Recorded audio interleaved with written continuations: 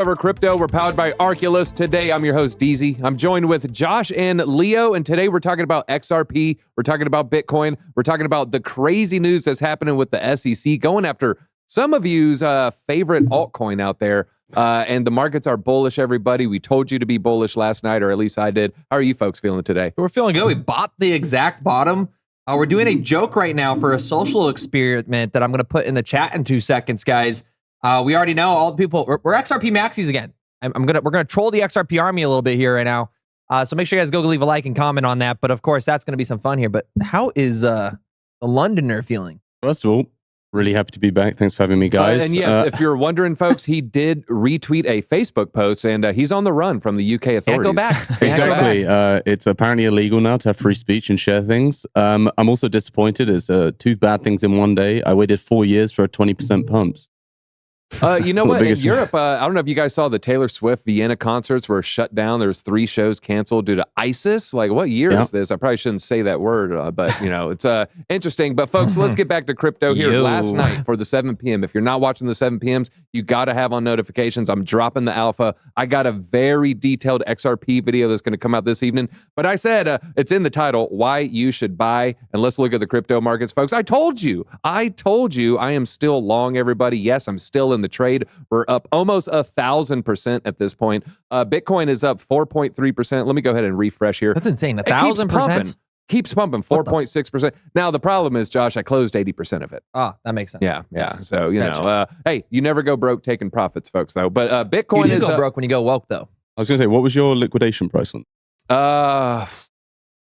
I could pull it up. Let's see. Liquidation was I have to do this because we're not full screen. Where is it? 106 in park right there. And you know what? I parked in at 111. That's a bull run trade. You never have to close that. I might just keep that little bit of pocket change in that trade forever. Now, you do get hit with the fees, folks, so you know you will get shut out immediately. But once you hit that threshold, but 4.9% pump for Ethereum. Ethereum finally starting to get a little bit of life. Resurrected, it's starting to jump up. We're going to talk about Vitalik's love life later. Is this why we're seeing the pump? Is it going to proceed to dump? Josh, you were just saying, I feel bad I didn't really make any trades on Ethereum. Are you still bullish on Ethereum after a 5% pump today? I mean, I'm still bullish on Ethereum for sure, but I mean, am I sad I didn't pick up Solana or something instead? Definitely, but no, I mean, dude, I'm always looking to add to my Ethereum bags. I bought almost 5 last week, or when was that? Like earlier this week. It feels like it was a week ago at this point. So feels good. Up almost probably $1,000 right now, but it's not up like, 20-30%. So it's definitely not performing. But I've been telling you guys this I don't think Ethereum is going to do that 10K. Like if Ethereum goes to even $7,000-8,000 this cycle, all of your, like, you have so many other smart contract protocols that are going to do really, really well. So you think ETH might just do a 2x from its previous all-time high, which I think is plausible. What would you say, 2x, 3x? Honestly, I think we're going to see a lot of people pulling out around 7-8K. Yeah, that was my theory. And it's also, that's pretty like, say everything goes exactly as the Bitcoin ETF goes, which institutional interest in Ethereum was always going to be extremely high. If things do go the same as Bitcoin, 7K in the first 60 days isn't like out the question. Bitcoin went from 41 to 70. Bitcoin went from about 2/3 of his previous all-time high and then kind of hung around its all-time high. And so, ETH, that scenario could play out. Solana, gigantic pump, everybody. It is up 8.4%. XRP, though, is winning the day. XRP is up 23.5%. We're going to go right into the XRP story after looking at the coins here. You look at the 3-month chart. Oh, wait a minute. We used to be higher not that long ago, folks. So, a lot of XRP stuff in the works right now. Toncoin, got a little bit of a Toncoin news. That is up 15% right now. So we're seeing a lot of green candles here. XRP, Toncoin, Helium, and SWI leading the way. But is there anything losing here? We got Mantra and Aave. But really just small pullbacks right there. But I do want to give a quick shout out to Arculus. Get Arculus, our stream, of course, powered by Arculus. One tap, total security right there. Easily swap, save, store your crypto, folks. All right, let's talk about XRP first. Bullish or bearish XRP right now? Josh, go. Oh, man. Why right now? Like in the next week? Yeah, I like that time frame. Next week, bullish or bearish on XRP? Bullish or bearish XRP next 7 days? I got to be bearish as well. You got to go against what everyone thinks is going to happen. Yeah. XRP next 7 days, bullish or bearish? And TJ, I'll ask you last, bullish or bearish over the next week? Tough one. Over the next week, I will say it's probably going to pull back slightly. I mean, obviously, you're going to get the biggest pump off the news announcement. So now, if the whole market moves up dramatically, like say Bitcoin gets back into the 60s, I think, obviously XRP would track with the rest of the market.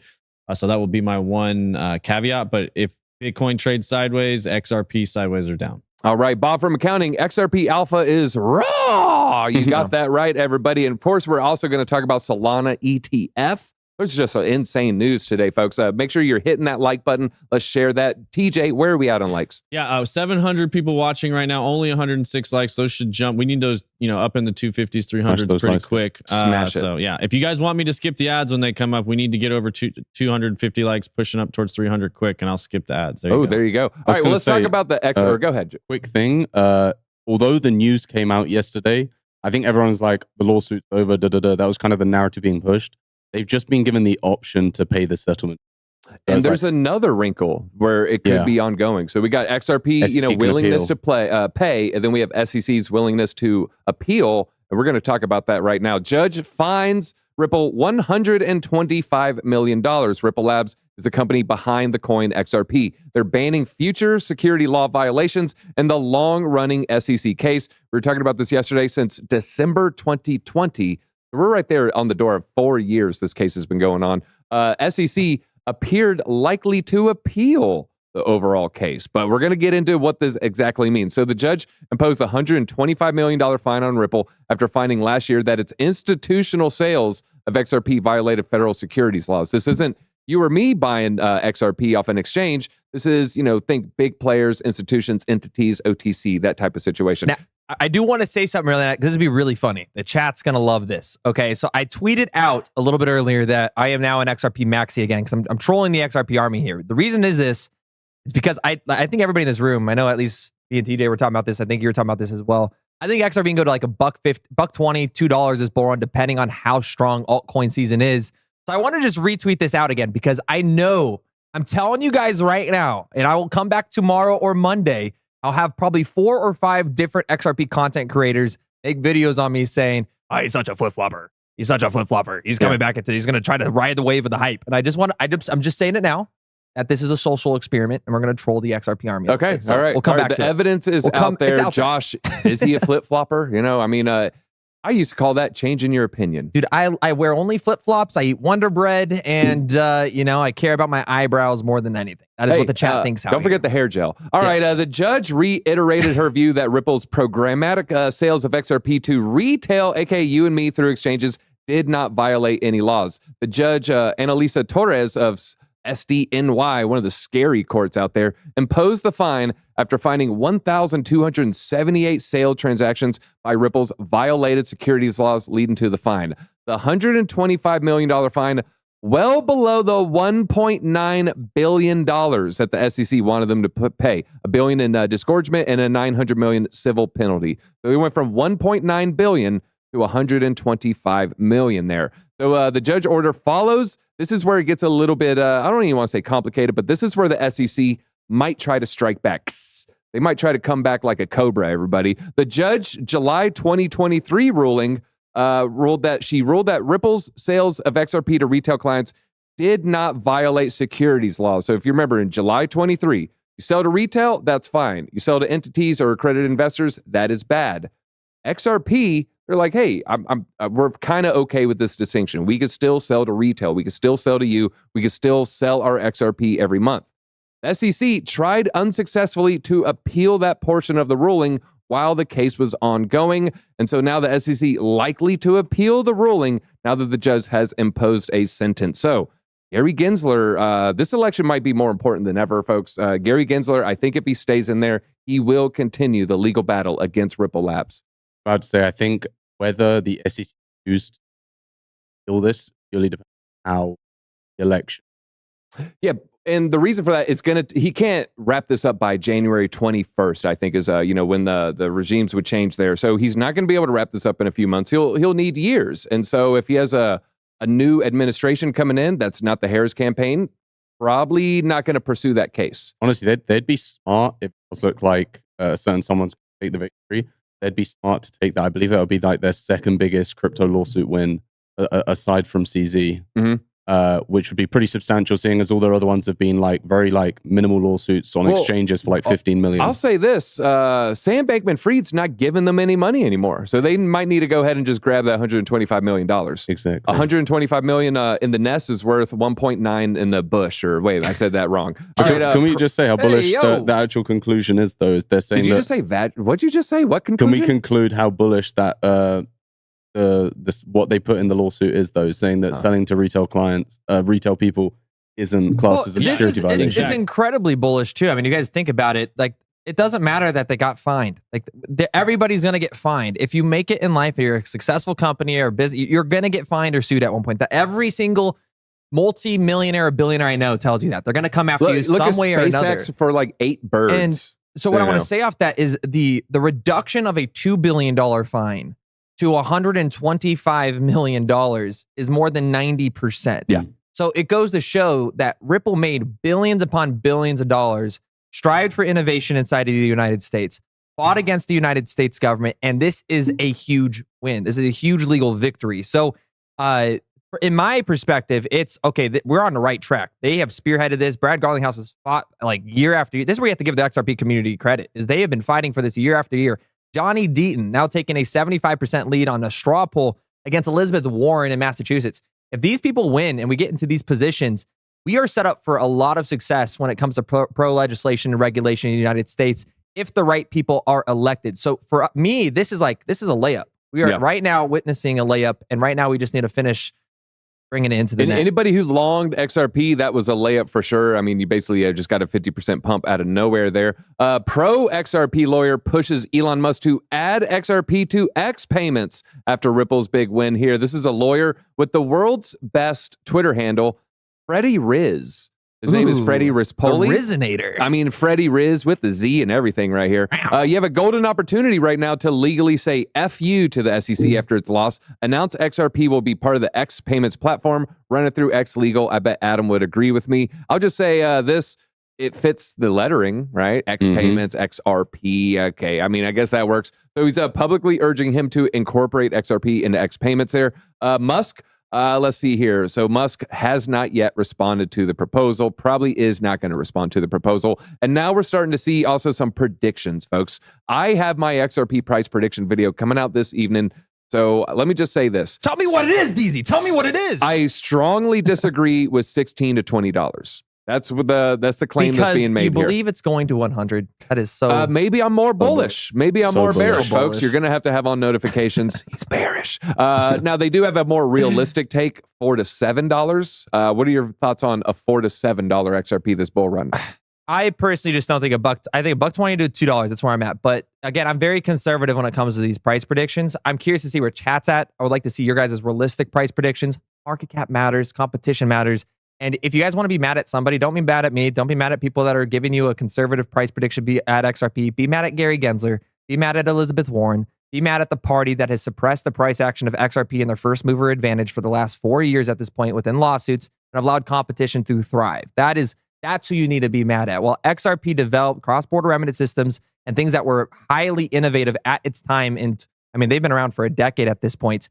While they were developing this, they got suppressed by the government 4 years ago, and that allowed the big banks to come in and start tokenizing and using similar systems. So this is what I have been talking about in capitalism, is there is now a larger market that, the market's still there, but there is way more competitors this cycle. I'm talking tens of thousands of cryptos comparable to what? We had 12 smart contract protocols in 2021, and then it was like the layer 2s were the big thing, and then all of a sudden, like, it just kept spiraling and spiraling. Yeah. So I'm a $1.20, the kind of $2 guy here. We got a lot of 420s. We got a 250. Yeah. We got some $5 in there. I am more bullish than $1.25. I'm more bearish than $20. I know there's a big window right there. We did a $10 super chat right there. I don't know if you could scroll up there. Roosevelt Taylor says, love the show. Any truth to the statement that, and this is in quotes, assets that go up are selected, not elected? That is your XRP thesis, TJ. Big institutions, yeah.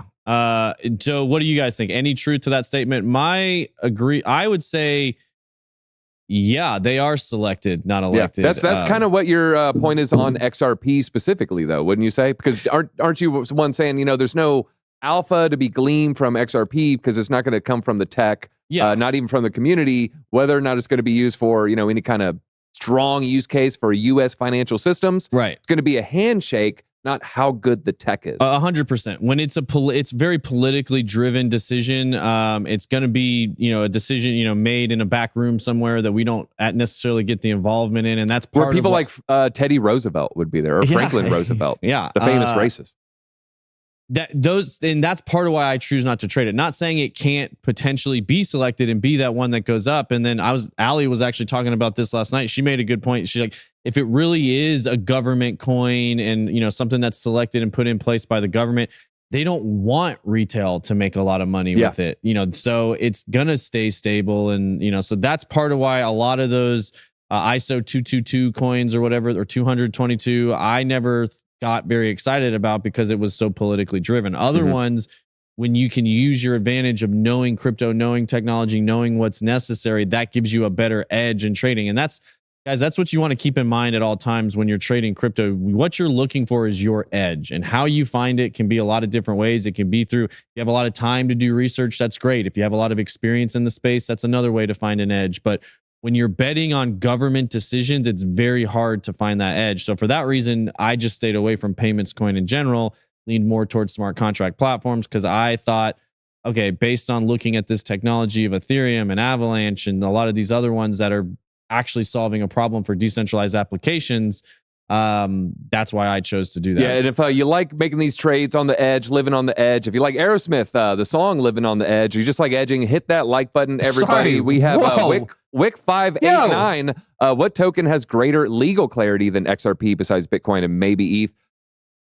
Circle, USDC. Well, maybe? no, I mean, I think it's a good point that they do have regulatory clarity. There's been other ones. I think Matic, Cardano, and all those other ones. SEC dropped their case where they were claiming it was a security. BNB, BUSD has already gotten some wins. So I would say a lot of clarity has come out that the SEC is not winning these battles. Oh, I know one more coin. Soulja Boy's coin has more clarity. That was declared a scam, I think, right? So that we know about Soulja Boy's but coin. No, I mean, he's got a good point. This is a big win. The SEC coming out and being shut down again, trying to call something a security, is huge for XRP, and it's huge for all of crypto. So I think we're seeing, as time goes on, we're getting precedent set by judges that the whole industry will be able to point back to.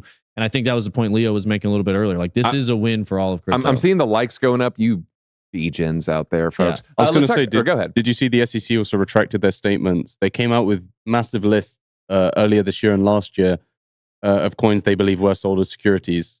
Yeah. Enough that some of them were actually delisted from exchanges. They actually, I don't know how much that was spoken about. Not just on here, but in the space. It was kind of pushed under the rug. Yeah, taking off Robinhood, taking off a couple other ones. And they really retracted that. So it's like, it really has set a standard at this point. And the SEC, although they might have had some big wins, you could probably count up to, if you added everything together, if Ripple do pay, it'd probably be like 4.2 billion they've made in the last. All right. Looks like we got some Steven Tyler fans in the chat. All right, let's talk about this really, really captivating chart from George. We are all George. Type George in the chat, folks. George tweeted this. I don't know where he got it from. I'm kidding. I don't know. Maybe he found it. History may not repeat, but it does tend to rhyme. This is the Black Swan event of 2020. And then you can see what we're seeing. I mean, I wouldn't really call it a Black Swan event, but we're seeing something similar with some strong wicks to the downside. I wanted to go in and check myself here, folks. So this is the current state of the market. You see the parallel channel we've been trading in. You see the long wicks. You can actually check. Look at that. Not even the candle bodies, are really standing outside this range. Give us a 15-minute chart real quick. I mean, we're pushing to 59 right now. Yeah, and someone in chat asked me, what are my, how's that Ondo thing doing? It's doing really good. And I wanted to show you guys on CoinW right now. I'm about to buy about $3,000 worth here. Oh, look at that. Of course. So we're going to go ahead and enter this in here. All right. Josh getting in the Ondo trade right there. Shout out to CoinW. Let's do 2,500. I don't think I have $3,000 in the account right now. Okay, 25. Not USDT. I got to transfer somewhere. Oh, no, look at that. 58,935. I think it did tap Max off 59 order just a second ago. I don't have a 15. I have a 12 because I'm a degen, folks. But I want to show this just the similarities that we're seeing from that tweet right there. So this is where we're at right now. This is 2020. Oh my God, where'd it go? 2020 situation here. This is Bitcoin. And here you could go, boom. This is very, very similar when you, kind of look right there. I mean, I'm seeing a lot of similarities here. This is today. This is COVID crash, essentially. Today, crash. What happened after here?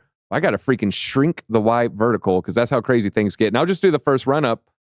We just had a casual 900% pump, everybody. So yeah, go ahead and leave the market now. Go ahead. You leave the market. You short the market. I'm long in the market. All right, let's keep scrolling here. What do we got? Oh, this is huge. We got a Japanese company. They're following the MicroStrategy playbook. And I would say they're maybe even doing the playbook better because you can borrow money in Japan cheaper than you can borrow money in America. So the company announced its plan to adopt Bitcoin as a reserve asset to hedge against the volatility of the yen. And so $6.8 million loan to buy more Bitcoin. They said they borrowed from shareholder, basically one of the shareholders with the entire amount allocated for purchasing Bitcoin. 6-month loan, 0.1% rate. So they're basically borrowing, they're just getting some money. Hey, I'm basically going to give you the same amount in 6 months, and I'm buying a bunch of Bitcoin. So we got smart Japanese investors basically betting on Bitcoin being higher 6 months from now. This is following the strategy of MicroStrategy here. They now have more than 1% of all the Bitcoin that will ever exist. MicroStrategy employed this in August. It was August 10th, 2020. This article is from the 11th. So August 10th, 2020, MicroStrategy decided to add a little Bitcoin to the balance sheet. Look at MicroStrategy. All right, just kind of trading along, you know what I mean? It's just going along. It's 2019. We got 2020. And then we got August 10th, 2020. And look what happened to MicroStrategy's stock. That thing, oh, wait, it went back down. Oh, wait, no. Oh, wait. Oh, my God. Oh, my God. Do you guys, oh, my God. What is happening? It's the Bitcoin strategy. That's what's happening, everybody. Do you guys look at the VIX as well? Yeah, volatility index was really, really high. It hadn't done that since. So just to relate to your charts just then, it pretty much mimicked what it did during the COVID crash. It didn't spike just as high, but last time that was the first time in a long time it's reached those levels. And it's almost a strange coincidence when you actually look at the reasons why we had such a heavy dump and how much it lines up. And but this time we're better informed. We're paying a lot more attention, and we're not distracted by Tiger King like it was in 2020. So, there are opportunities to take advantage of this. You saw Josh taking advantage. You saw my trade still open, by the way. IMF is attacking El Salvador. Well, real quick before you move, because I think that's an important point that you were just making about MicroStrategy and what they were doing there, and the stock impact it had once they started. Basically, this will catch on. Yeah, adding Bitcoin to your balance sheet absolutely rocketed the stock. They just did a stock split. They're raising more money. So they've been able to drastically increase shareholder value for this company simply by adding Bitcoin to their balance sheet. And if you don't think other CEOs and other people that are running on boards and stuff running these major public companies have noticed this, and either they might be doing it in private companies, they might be we're starting to see it in public companies. You don't think Tesla and Elon Musk and Apple and some of these people still don't start doing this in the near future? I think you're just kidding yourself. So we know Warren Buffett had to move to cash so he could prop up and buy all the treasuries. He's the #1 holder of U.S. treasuries right now. But you're going to see more and more people choose to put their store value in Bitcoin over time, and it's going to have an exponential effect. If you think nations are going to be stockpiling it to put it on their balance sheet, you better believe publicly traded companies are going to be doing it too. Yeah, then we have a rat race. Us, Discover Crypto viewers, countries, nation states, the largest corporations in the world, all fighting to claw at the last remaining 21 million Bitcoin to get our share. We got another ad come in. We're at 1,200 people watching, 288 likes. Come on, we can bump those likes up. You got 30 seconds. Wait, stop what you're doing right now. Hit that like button. If you're on mobile, turn your phone sideways, and that's how you get the like button on mobile. That's the only way you can find it. You got to go full screen there. Hit that like button real quick. Bitcoin's pumping. We're up at, I think, at 50, just touching 59K. So yeah, price is pumping. Everything's doing great. It's a good day to have a good day. Hit that like button. I'll skip those ads. Guys, we actually, yesterday's stream was a new record for likes. So guys, make sure, let's beat it again today. Beat it. I think we can beat it again today. I think we can beat it so hard right now. Yeah, so beat hard. that like button. Very hard. Yes. Bill Cosby, that like button. Minus the Jello. Hey, you put the finger on the mouse and you click the button. All right, IMF is now attacking El Salvador. What is going on here? They're engaging in strategic talk with El Salvador on Bitcoin risk and fiscal health. I did a little deep dive what this actually means.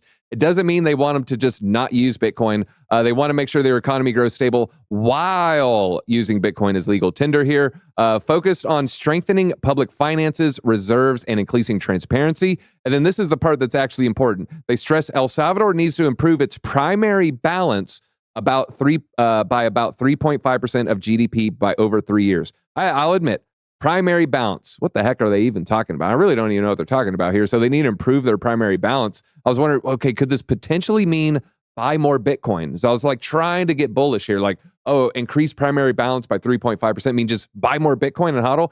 No, it's the exact opposite. They want them to hold more fiat. They want them to hold more, you guessed it, US dollars. So I pulled up, this is the IMF sheet for El Salvador right here. If you scroll down, you'll see right here, current account balance, US dollars.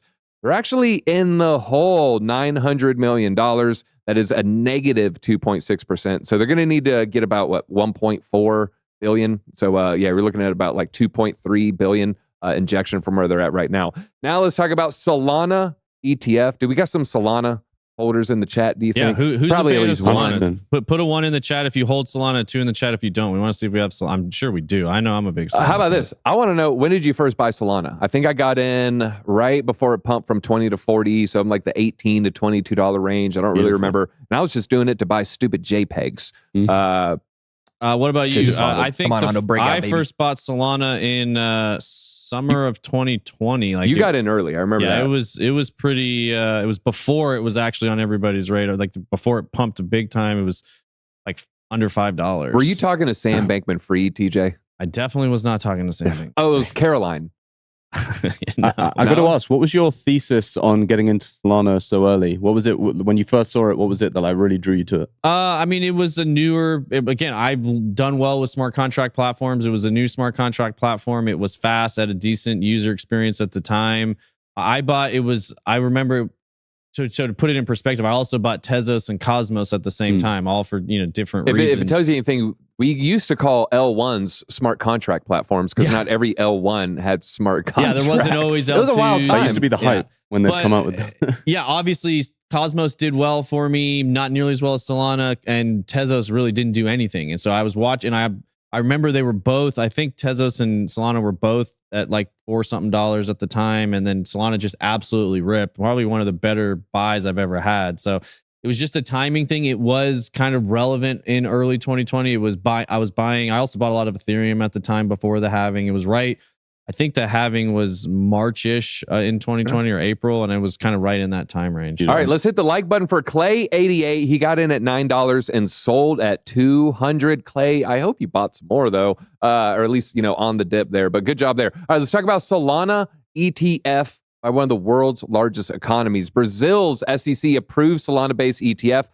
Now has to be approved by the local stock exchange, B3 here. So they approved the ETF they disclosed in their central database just yesterday. According to the database, the Solana ETF is in a pre-operational stage, so it hasn't been approved yet by their exchange. But this is super cool. The product's going to follow the CME CF Solana dollar reference rate. This is created by CF Benchmarks with the support of the CME, but there's more support than the CME right here. There's a C right here that stands for something, folks. I'm going to read. All right, let's just jump right to it. Here's the alpha. And so great news for Solana. I mean, Brazil, they're the 8th largest economy in the world, only after UK and France. They're above Italy. They're above Canada. But CME CF real-time index. Real quick. Well, go ahead. Finish what you're saying. I was going to say, folks, that's Chainlink. Yeah. They're using Chainlink to track the Solana price. So, great news for Solana. Secretly, good news for Chainlink as well. Go back to that GDP thing. And I was curious, especially when we've got a mixed Q1. Yeah, so it's 5-month-old data. So we've got Brazil behind France and the UK by how much? Not a ton. Not much. Right? Not much right here. A lot of you guys know, a lot of those, I would say France and the UK kind of on the decline. I'd be interested if you would agree, Leo. Obviously, that's, you're a little bit more where you're from. I think, well, he has to be careful. Definitely. He has to go back home at some point. No, I think just you can outline facts. So the fact is, I think you can't we are mass in the UK. We don't export anything. So we're mass importers. The only thing we really have going for us is we're kind of a financial hub.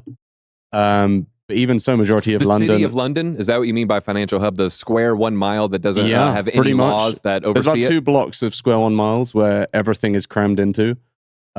Looks nice, but yeah, pretty much that's all we have going for us right now. And I even think that's on the decline as well. So here's the question I have for DZ, Josh, and Leo. What do you say, does Brazil flip UK and France in the next 12 to 24 months? Next 2 years, basically. Not 2 years. It was actually a little bit further away than I thought. It was like a 3.3 to a 2.5. But I'm actually curious, what is their population? In GDP or in what?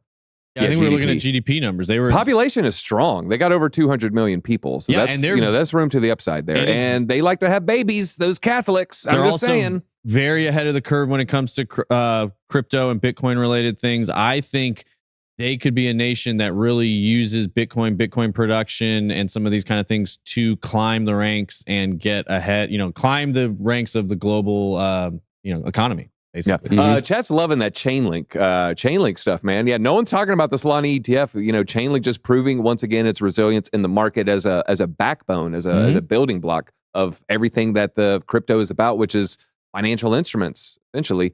I would have to say what they would be. You guys hate that I always do this, but it depends on politics because I'm pretty sure Trump hates Brazil.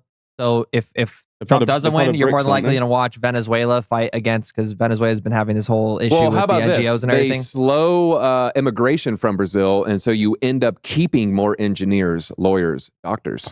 Well, one of their largest exports is going to be oil. So I'm thinking if Venezuela, I thought it was BBLs. Well, hey, those are deadly. Yeah, those are very deadly. Yeah. But I'm looking from an oil export. So if I don't know, I would say it comes down to politics with who's going to open up export area, trade there. Am I right in thinking Brazil's part of BRICS as well? Brazil is part of the B in BRICS. They're the B. Yeah. So it's I think they've got a lot of gold. They've got a lot of Bitcoin. There's a lot of money flowing there. Again, people like to say Berkshire Hathaway wasn't investing in Bitcoin, but obviously they hold a big stake in a large Bitcoin mining facility out of Brazil.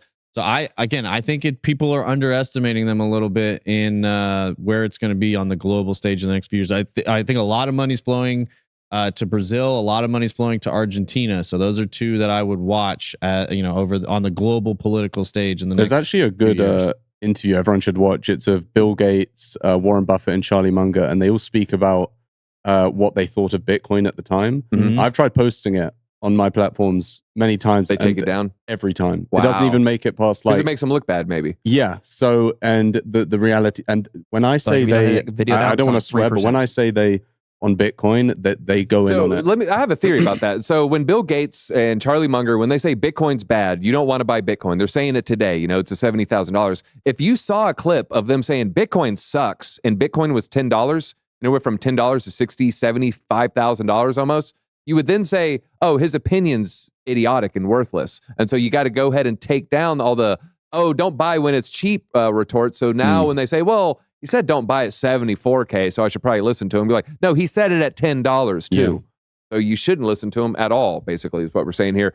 Brazil, I'm sure they have census people that get the rural areas in the jungle, Dan A., but very dark history on Brazil use human labor to clear the jungle. So that's another story. Ethereum slump. He knows Ethereum slump fuels memes about Vitalik Buterin's love life, folks.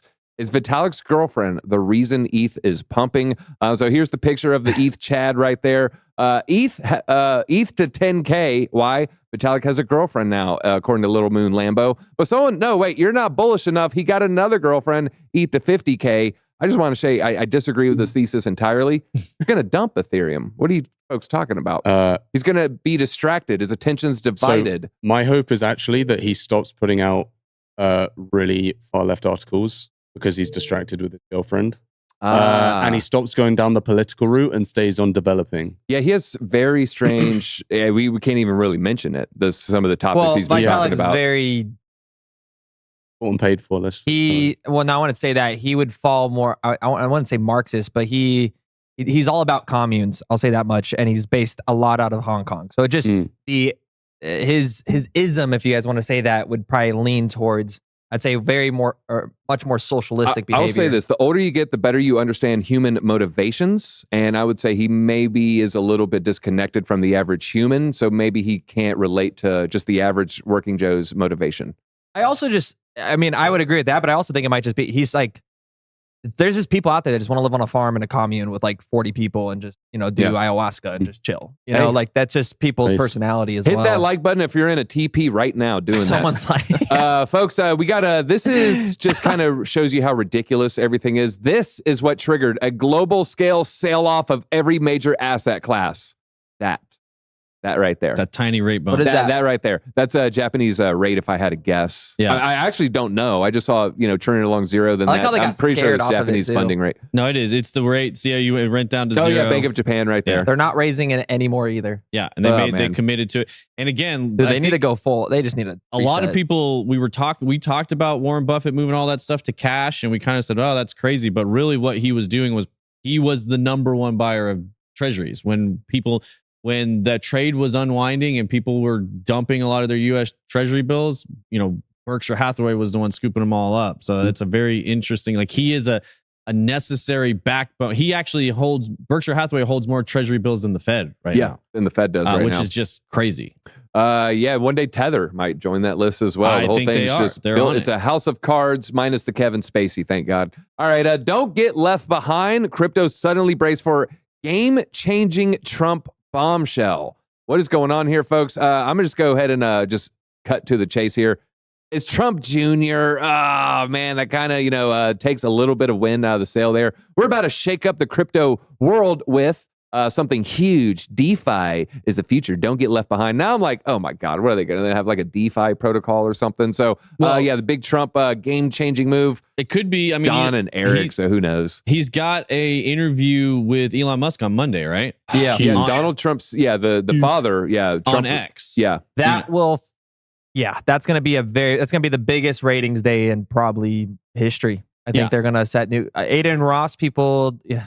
Well, certain people did not think that did well. He did over 1 million live viewers on, and then 100 million impressions or something. It's billions of impressions at this point. He won his bet against the founder of Kick. He won against by far he doubled that. Hell yeah. And then now picture Elon Musk, who has 70 million followers, with a live interview with Donald. Or I don't even know if it's live. But I think it is live on X. Is it live on X? If it's live, they are going to probably have anywhere from 3 to 4 million. Let me throw this out. The first mega spaces that they did was Elon and Ron DeSantis. I don't know if you recall, but it's almost been memory hold. Like Ron DeSantis' entire campaign has been memory hold. And so when they first premiered, oh my God, we got the big space. This is it. We got Elon. We got the political candidate. Oh my God, everybody tune in.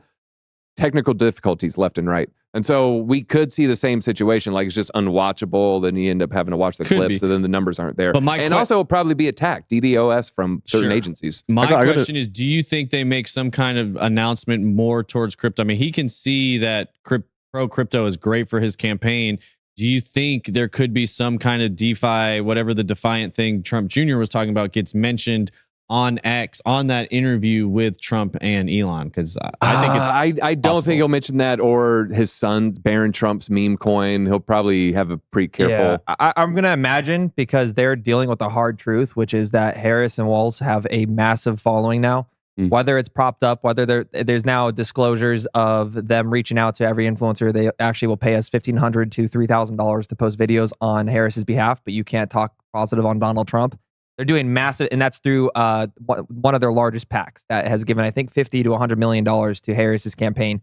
So what I think it's going to be more pivoted towards is going to be, it's going to be policy oriented, and they're going to be using, I'm not going to say it's going to be completely scripted, but there's going to be a lot of it that is keywords and phrases that are like weird, or when we win, we fight, that Harris has, and they're going to use it to counter the propaganda spew that has kind of taken the last week over. I got some fair media takes here, or we're going to try to cover both sides here. I just want to kind of go straight down the middle. I know, there's people on all spectrums here, and so let's just kind of cover both. In wokeness, this is Trump's latest post on Truth. Tim Walz lets Minnesota burn. Harris bailed out the ones who lit the matches. That's pretty good persuasion. It has fear. It has visual. It follows all the textbook thing. But let me follow up this. But then Trump also saying he's very happy with Walz. Oh, hold on. I know Walz is on the phone. Oh, wait. We get the audio here. Go ahead. I know Governor Walz is on the phone, and we spoke, and I fully agree with the way he handled it the last couple of days. I totally agree with how he handled it. So, he's kind of speaking out of both sides of his mouth. If you want to know what's actually happening here, there was criticism that the National Guard was not brought in for 3 days. Then the National Guard was brought in, and then that phone call came in a couple days after National Guard was brought in. So we have both sides. I'm mad at you, but I'm also happy with you. So not clear communication from the Trump campaign to be, that's fair. from 2020. Right? Well, he just posted this, and then the call is from 2020, 2 days after he let the National Guard in. I don't know if you guys know this, but like Trump, he was like huge friends with the Clintons, like Hillary. They were at his wedding. Like they're all these politicians. They're like influencers, guys. I'm just giving you guys the direct insight. They're glorified influencers. All right. Well, let's now. So we got Eric Carlson. The crypto for Harris thing is absurd. I lack faith in your motives and/or intelligence. If you're a part of that, well, let's talk about the crypto for Harris. You might not know this. Kamala Harris edges. There's that word again. Out Trump on poly market amid crypto for Harris campaign. I pulled it up recently, and it's back to. Oh, wow. It was 50-50 this morning. All right, so it was 50 Kamala, 49 for Trump. Then it went to 50-50, and now Trump's up 1% there. So we're seeing this going all over the place, folks. So Democrat candidate overtook him, but now has been overtaken by Trump. Now we have crypto for Harris emerging to rally support for Harris. Now, this is reportedly backed by Democrats, and they're bolstering campaign, pushing for a pro-crypto stance. We got industry leaders, policy experts, and everyday enthusiasts organizing to back Harris. They will host 1 week from today. They're going to have a virtual town hall meeting. They got Mark Cuban, the Mooch, and several House Democrats there. So she has yet to make a public statement regarding crypto. She declined an invitation to the conference, which Trump did attend. And she recently onboarded 2 crypto advisors. We got a guy from Binance and Gene Sperling from Ripple. She got a Ripple Labs employee here. And Trump does have the head start. He raised $25 million. So they said Harris doesn't have a crypto policy. I was curious, folks. I went to her official site, KamalaHarris.com. This is official site. This isn't a criticism. I'm just kind of pointing it out. You can't find her policy on this. They do not have their policy. They say, background, her things she's done. She's met with 150 world leaders, but we do not have policy. And I think it's fair to say, I think voters want maybe a little bit more information. I wanted to try both sides, though. Does Donald Trump have policy? We don't know. I don't know. Yes. I went to his site. Yeah, it's on her platform. And so I would just highly recommend the Harris campaign. You need to start being clear on what your policies are going to be. They don't even know what they're voting on. I think that's part of their strategy. I saw somebody say that the other day. As long as she doesn't talk to anybody and lets the media machine do all the talking for her, that's how her numbers go up. If she starts to say, this is what I'm going to do, this is what I stand for, that's generally when it falls apart. But quick question from Kelly. How likely do you think it is that the Kamala campaign pushed to have people to bet on Polymarket to bring the polls back in line with mainstream media? What do you think? Do you think there's dark money? Basically, is there dark money pushing Kamala on Polymarket to make her as part of our persuasion campaign that she's so popular? Yeah. Like, do you think? I do. Yeah, I also think it's people hedging their bets as well. But it could go both ways. You would do the same for there's Trump. Dark money on both sides. I mean, AIPAC owns like 20 different senators and politicians. That's like some say every senator except like Massey and 2 others. You can link them, but it's part of the balance. This is why every like 8 years you have a balance of different political directions. You have Republican and Democrat, the Republican and Democrat, and even though a lot of it is the same, it like kind of just bounces it back and forth. Where you get more social spending and then you get more social cutting, and it just goes back and forth, time and time again, decade after decade. So I would just say I don't like. Yes, the answer is obviously yes. There is money that is going to be on the back end of that. All right, now let's cover a little Kamala, both sides here. Now this, she got a little flustered after anti-Israel protesters interrupted her speech. The reason I want to play this, some are saying this is going to have a lot of implications. That's them on the bottom. I think they're saying free Palestine. It's going to cut to her mic in 1 second here. To end the Affordable Care Act. You know what? If you want Donald Trump to win, then say that. Otherwise, I'm speaking. And then the crowd cheers. Some are saying this is basically lost her Michigan. I don't know if I would go that far. I don't know if they have a large enough population in there. That was an emotional response, though. Say what? That was an emotional responance from her. It was very emotional. You say that's good or bad? That was like me and you reacting to a negative comment on. Yeah, it's the first time we've seen her go off script. Yeah, she was a little upset. Now, she did get a new VP. There's a little bit of criticism over his snitch hotline. I don't want to get into the false valor stuff. There's a lot of false valor stuff. There's stuff with horses. Sounds pretty crazy, folks. I don't want to get into all that. But this is the actual hotline that they had in Minnesota. And the reason I find this important is it's basically Orwellian. This is surveillance state stuff. Hello, you have reached the Department of Public Safety stay-at-home hotline. The information you leave is considered public information.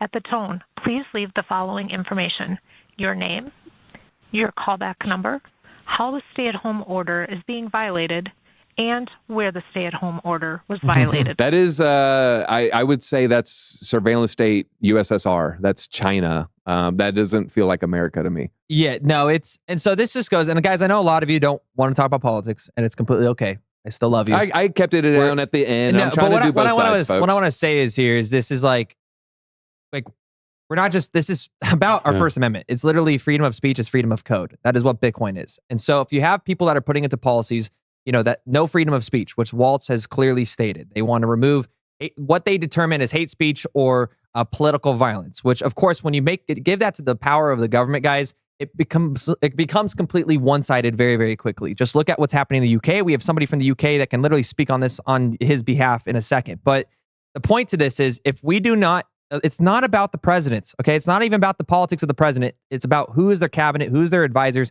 Are they going to instate Gary Gensler? Imagine if Gary Gensler was our United States Treasury Secretary. What is after the SEC chair? You guys realize in politics, it's literally seniority. So the longer you're in politics, the higher you get propped up. That is why over like 80 to 90% of our Congress is people over the age of 70 because of seniority. So this is how markets work. Just like how there's buyers and sellers in crypto, the same thing with politics, where you have to realize everything that goes into politics comes out in the financial markets. And so we have to discuss these things because it's more important than ever as we approach these elections, or else you're not going to have Bitcoin mining in the United States. When Trump comes out and says, I want the Bitcoin made in the US. Yes, that sounds terrible because he doesn't understand. Sounds like he doesn't, understand what he's talking about. But we need Bitcoin in the United States. If we have more mining, this means we have more energy narratives. This means we have more energy initiatives that is going to create more carbon emissions. It's going to create more fossil fuels. It's going to create more greenhouse emissions. We can reduce all of that, creating a true ESG that benefits Bitcoin and the security and your self-custody. That way you don't have to rely on a government that's going to print endless amount of capital and end up just deflating the value of your currency in your retirement. So it's our only way out. And I think it's very valid to say that politics and crypto go hand in hand. I see people saying it's fake. It's fake. I was actually concerned about that. I didn't want to get hoodwinked. And I don't want to lead you guys astray here. As far as I can tell, is certainly verifiable here. I mean, the guy who posted this has the original. He was posting this in 22, and he was saying, call the line with fake tips. And so that kind of passes the sniff test. He was like, yeah, call it and lead them astray. And so he was posting that. And so that's where the post came from. There's a fake Trump token meme coin out there, RTR. The real one, quote unquote, the more popular one, has $100 million market cap. There might be a older one with a smaller market cap. I would stay away from both of those. But if I had a lotto ticket's worth of money, or like a $20 scratch off in Solana, I would throw it in the small one for the nonlinear upside. That would just be my take right there, folks. But that is what we got for the show today. TJ, anything you wanted to add? Yeah, let's do some Q&A. I mean, Q&A. I forgot. That's right. It's literally right there. Buttons. I do want to add as well. I know there's a lot of people in the chat basically saying they don't necessarily agree with how much you guys might be speaking about politics, but I think a lot of people felt for us the implications of how important these elections are for the whole crypto If you stay space. silent, your country looks like his. So, boom. Wick says right here, now my boy's talking. You think it matters if the president keels over? Policy doesn't change. So he signs things in front of him. Now, I would push back a little bit and say someone that's ran multiple businesses and is a billionaire might have a little bit more say over like how to spend and whatnot. But you're 100% correct. And so that's what I'm talking about. I've met with the senators. I've met with Senator Blackburn. I got to talk to Vivek Ramaswamy. I met with Cynthia Lummis and got to interview her a little bit before they even announced the strategic reserve. I've actually gone to private dinners with Ron DeSantis and spoken on blockchain initiatives and innovation. Those are the people that are putting the bills that are going to be pro-legislation for crypto in our states.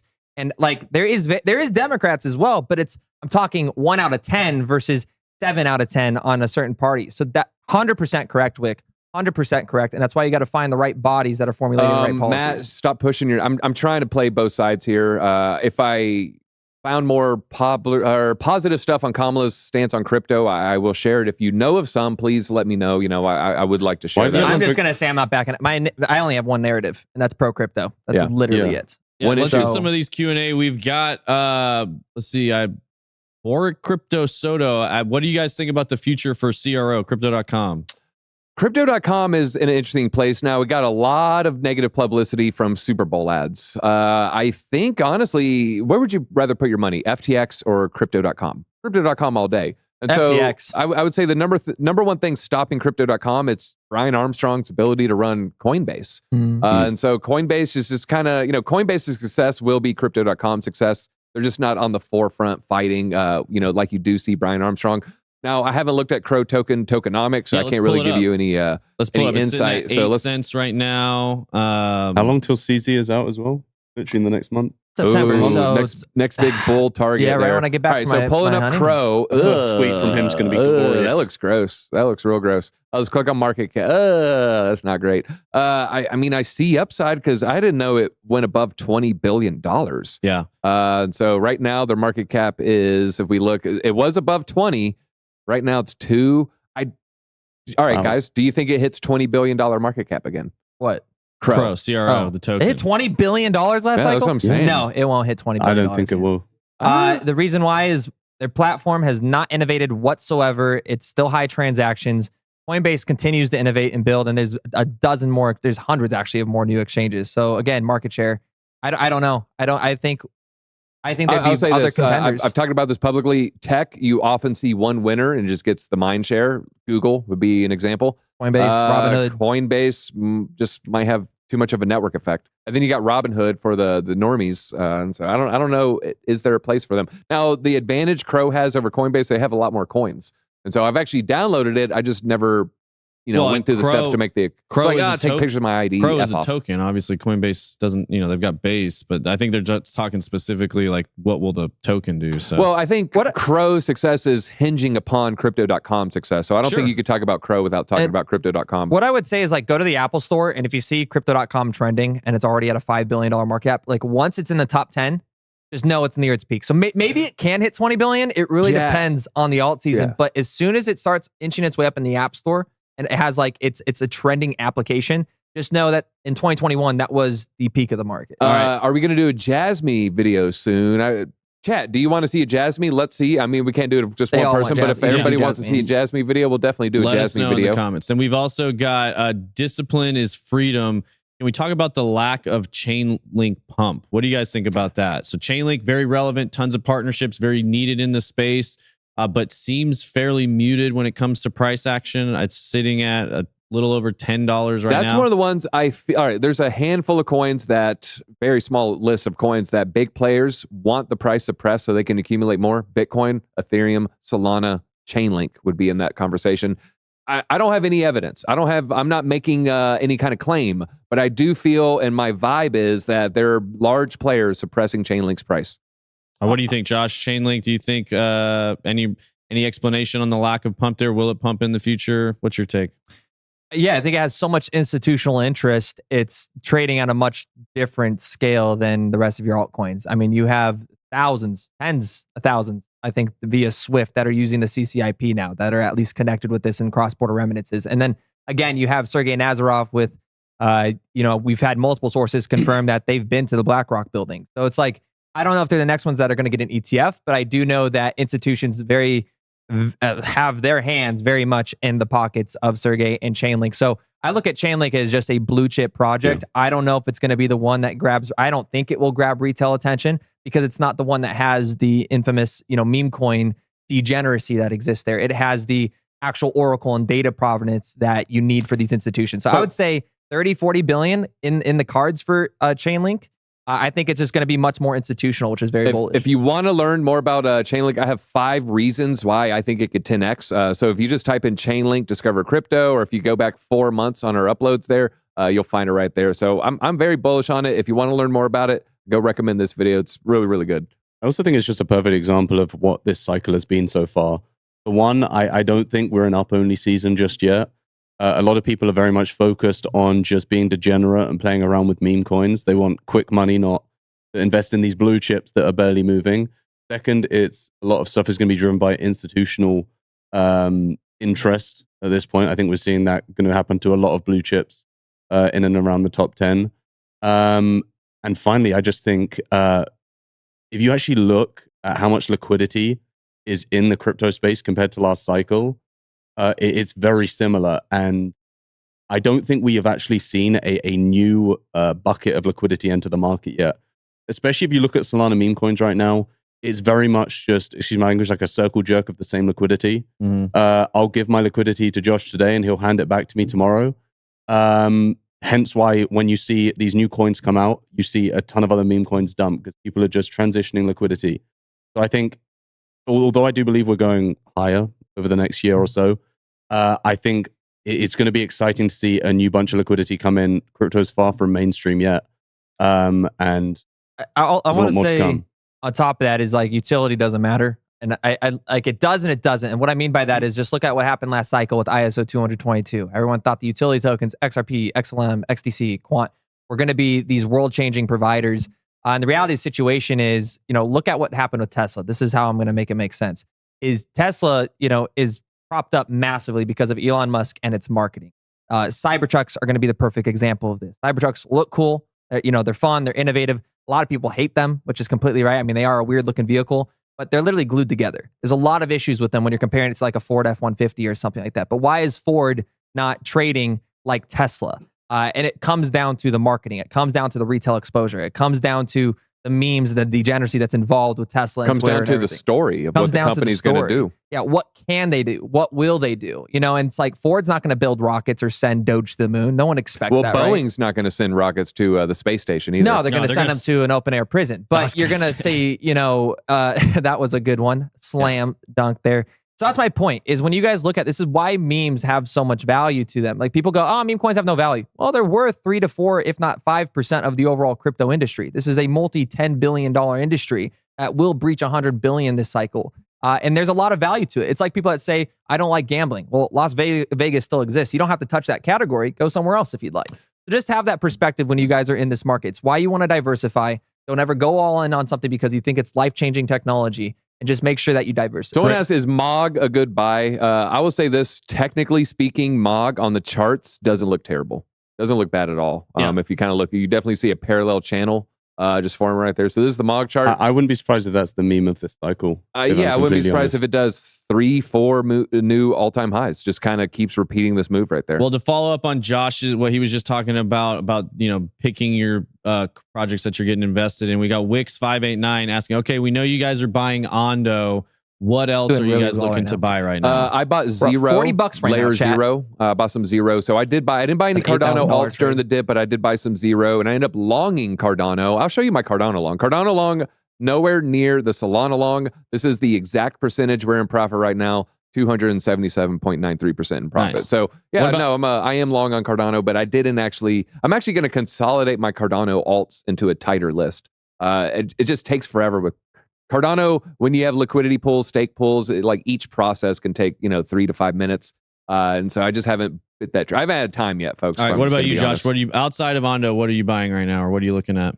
Well, I just bought $8,000 worth of Ondo. So I mean, you're buying Ondo. I'm buying Ondo, baby. No, ETH, Ondo, Chainlink for sure. The other two that I'm looking at right now, it's probably going to be Near Protocol. I want to pick up a bit of and Render, and I'm entering these for the first time. I still haven't bought them yet, but I do need to jump back into the AI category after what is RNDR, right?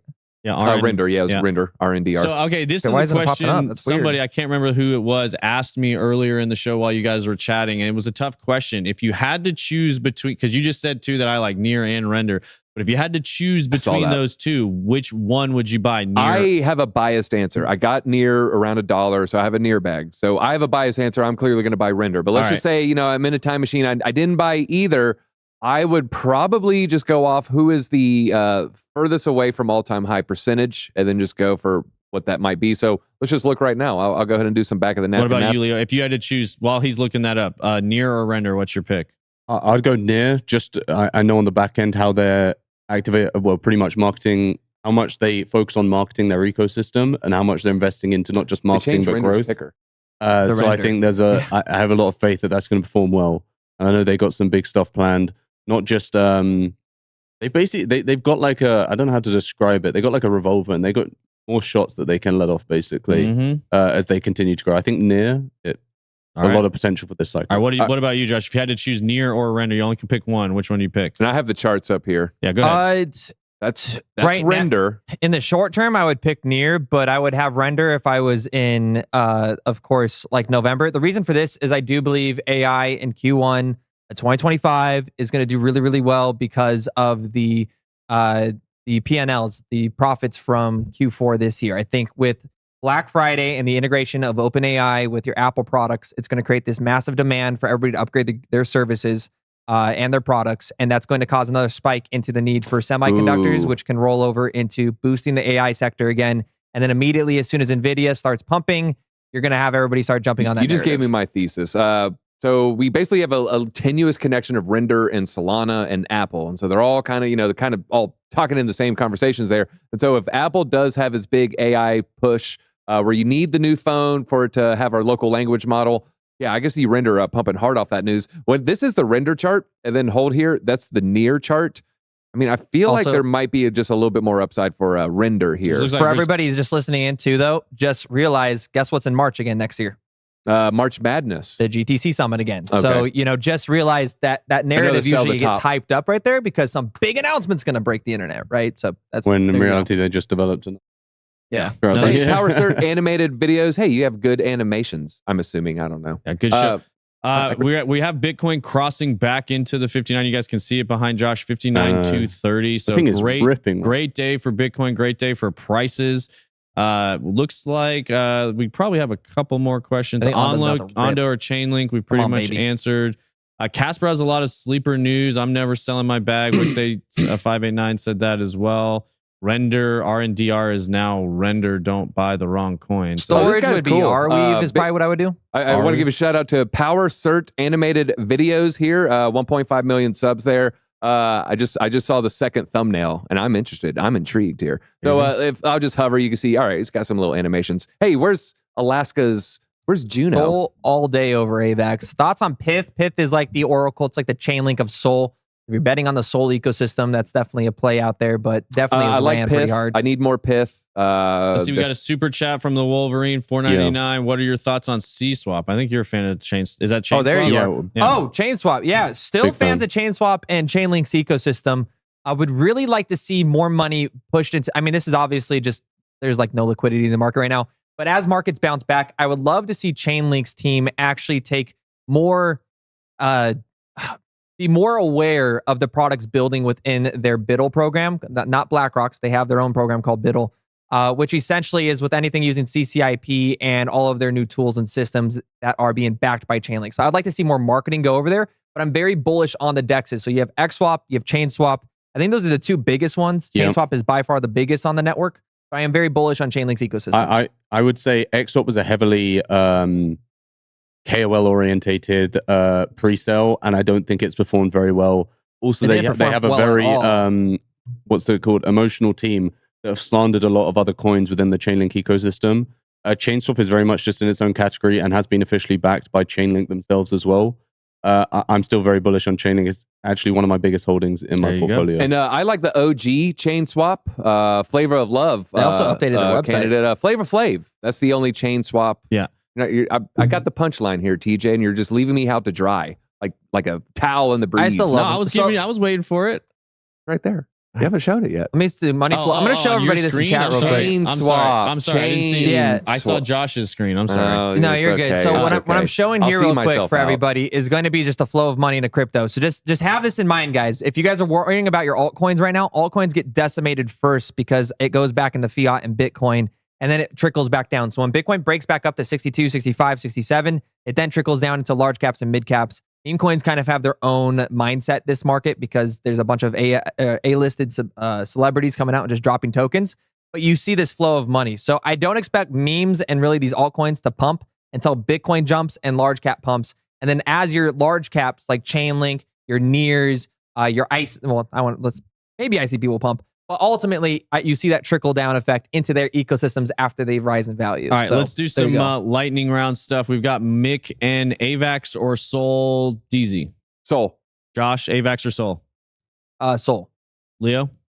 I hold a lot of AVAX. Yeah. I'm sad saying this, but I'm down bad on my AVAX. All right, there you go. Just to be honest, but I would go with Solana, but I do think currently AVAX is in a pretty nice position. The only thing I'd take into account, they have a big unlock coming very soon, but then the bullish other side of it is that is the last one we're going to see from the foundation. I like Aussies. Elon integrates Doge. What's Doge top this cycle?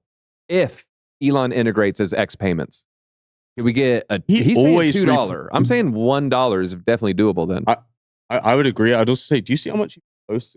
One of the guys involved in Doge. Yeah, he does. I just don't think he'll ever break $1 because everybody expects $1. So I just think it's never going to get there. Always will be sold in the 80s, always 90s. Gets sold or near all-time highs where most traders are. Yeah, most people bought in between 60 and 70 cents. We need people to think 420 then. Yeah, we need so that needs a shift a little bit. Yeah. All right, Tim Day, will Algorand ever recover? Don't knock the Clintons. No, man, the Clintons are powerful. They went, Algorand tried going the carbon green, like carbon credit initiative. And the problem with the carbon credit initiative, if you don't do it the right way, you're going to get obliterated because they fell for the ESG stuff.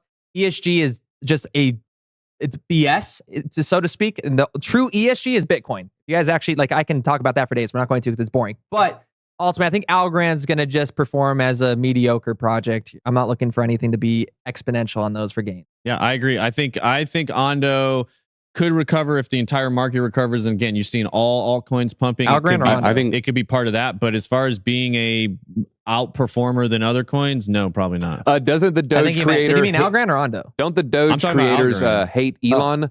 One of the Doge creators hates Doge because he sold his entire bag for a used Honda Accord. Look it up. God damn. Yeah, that hurts, man. I too would probably hate it. You know what I mean? If That's I the question. sold $1 billion. By the way, once Doge starts pumping, guys, subscribe to this channel because we have the most insane Dogecoin documentary you will ever see in your lifetime.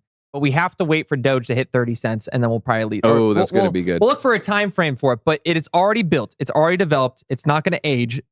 It is absolutely insane. It's like a Netflix movie style show. So you'll see that. It's going to be good stuff. And hit that like button on the way out tonight. Yeah. XRP price prediction is going to be a banger, folks. Someone asked about the Part Simpson. We'll talk about that. TJ, do you want to add something? I was just going to say, hit the like button on the way out. Now. Still over 1,000 people in here, just under 600 likes. If everybody stops what they're doing on the way out, hits that like button, you'll have a better day. It'll be fun. Yeah. Love you guys, Disco fam. Wouldn't be here without you. We'll see you a little bit later today. All right. Make love on couches. See you later, guys.